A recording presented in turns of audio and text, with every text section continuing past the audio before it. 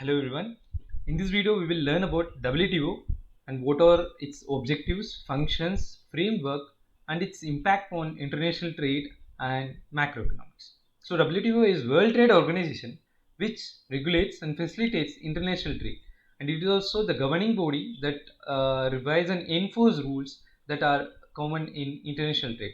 So WTO was established in 1995 and it works with multiple nations as well as with United Nations in order to promote smooth international trade across the globe.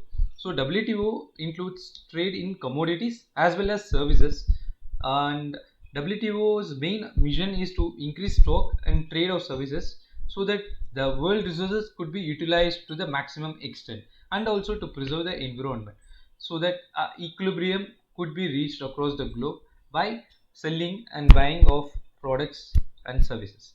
And the main objective of WTO is to promote free trade by eliminating all the trade barriers such as tariffs. Let us look at the administrative structure of the WTO. So, the administrative structure consists of one permanent representative from each member state. So, the permanent committees would be dispute settlement body, trade policy review body, and two other general council committees would be Council for Trade in Services, Council for Trade related intellectual properties rights, and Director General of WTO is elected for every 4 years. The main objectives of WTO is to expand international trade and bring about economic prosperity by liberalizing trade restrictions. So, the main objectives would be to ensure a reduction of tariff and other trade barriers that probably exist between the countries, and it also eliminates the discrimination in trade, and it also helps in facilitating higher standard of living for the people living in the nations that get into part of the trade network, and it also helps in facilitating optimal use of world resources that are available across the globe through land or oceans, and those resources need to be utilized in an best manner so that the equilibrium could be reached across the ends of the globe.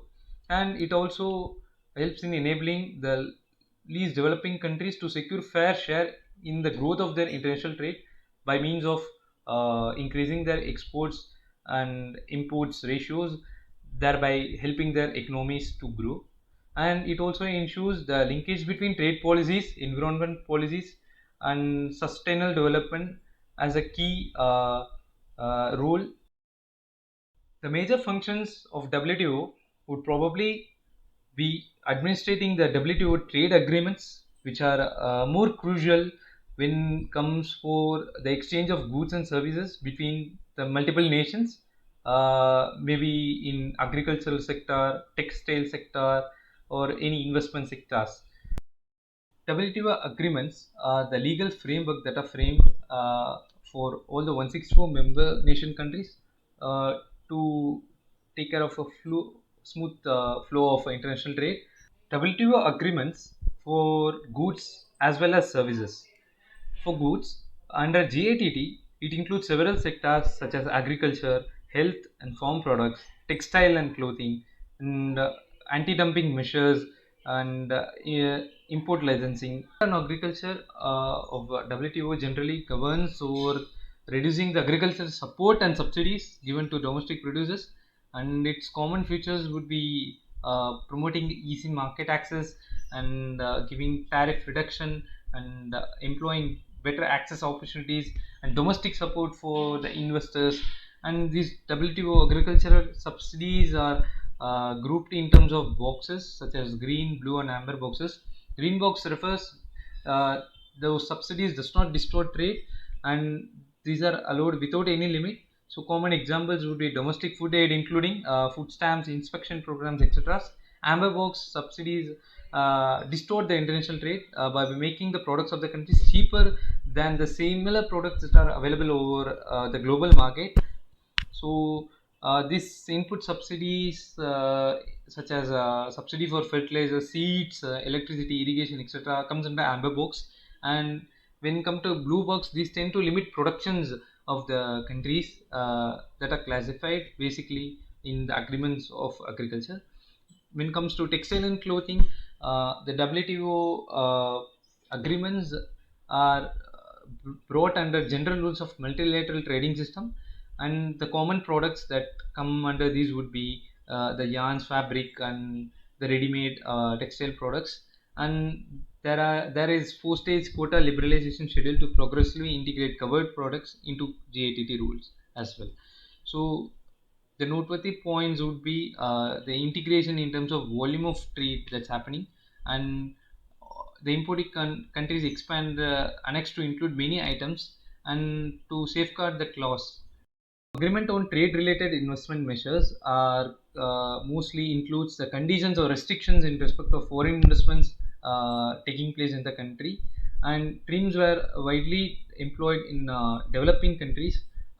It also promotes equal treatment for foreign companies on par with national companies. So the restrictions on foreign investments are would be removed. There will be no restriction on area of investment, no binding on use of local material, no mandatory exports. So dumping generally refers to selling a product below the actual cost in a particular country. So this is termed as an illegal way of trade, and it causes injury to the domestic country's economy. So what are anti-dumping measures?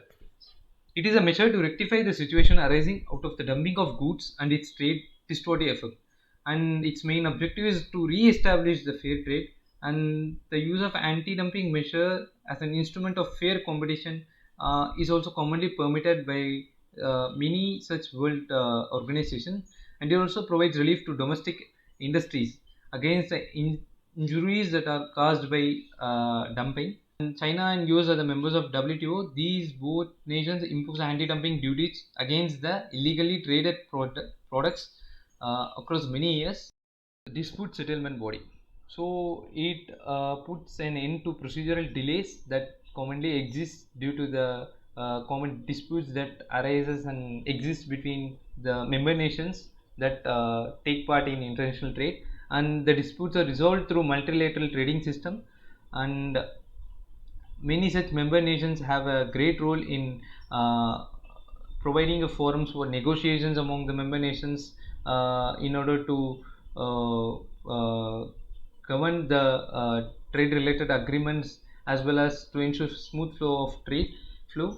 It also administers the understanding on rules and procedures that governs the settlement of disputes, and it also cooperates with many international agencies such as United Nations, IMF, World Bank, with a view to achieving greater coherence in global economic policy making. WTO plays a crucial role in geopolitics.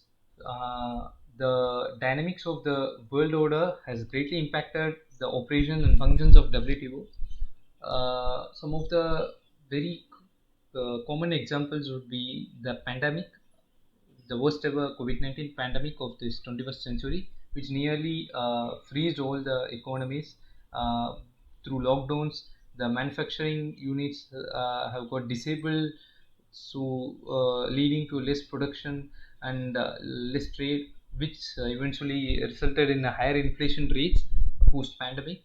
And the second instance would be the Russia-Ukraine war, which has nearly stunned the international trade networks. As we see, the Ukraine is a major exporter of wheat and many fertilizers and many such rare earth minerals to countries across world. And the Ukraine is also termed to be as a wheat basket of European subcontinent. And when it comes to Russia, Russia is rich with natural resources such as oil and gas, and the trade lines such as pipelines between Russia and European countries have been under constant attack, and these lines have been sabotaged due to the war, and so the trade of these oil products has been come to an halt. When it comes to Ukraine, a large amount of wheat have been deposited at the ports of Odessa, at the Black Sea coastal ports, and so disabling them to export huge amounts of wheat to the least developing countries, and who are the primary consumers of the wheat, such as African countries. and it also accelerated poverty across the nations in Africa.